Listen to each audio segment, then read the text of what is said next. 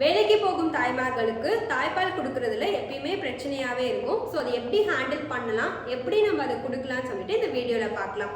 So நீங்கள் ஒரு 2 டேஸில் ஒர்க் ஜாயின் பண்ண போகிறீங்க அப்படின்னா அதுக்கு முன்னாடியே ஃபீடிங் ஸ்கெடியூல் பண்ணிக்கோங்க. ஸோ அந்த 2 டேஸ்க்கு முன்னாடியே நீங்கள் லைக் 2 ஹவர்ஸ் ஒன்ஸ் நான் பம்ப் பண்ணி வைக்க போகிறேன், 3 ஹவர்ஸ் ஒன்ஸ் பம்ப் பண்ணி வைக்க போகிறேன்னு சொல்லிட்டு ஃபர்ஸ்ட் ஸ்கெடியூல் நீங்கள் ஸ்டார்ட் பண்ணுங்கள்.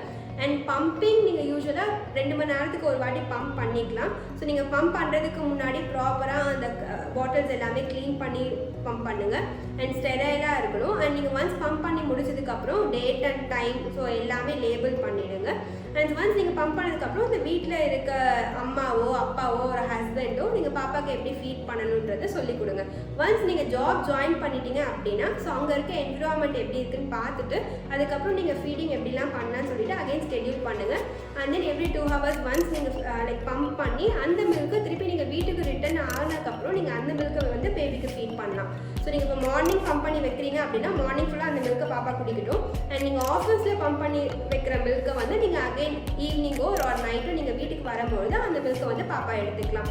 ஸோ வந்து நீங்கள் வந்து ஃபீட் எனக்கு கொடுக்க முடியலையே டேரெக்டாக அப்படின்னு சொல்லிட்டுலாம் ரொம்ப கஷ்டப்படாதீங்க, ஸ்ட்ரெஸ் ஆகாதீங்க, கில்ட்டியாக ஃபீல் பண்ணாதீங்க.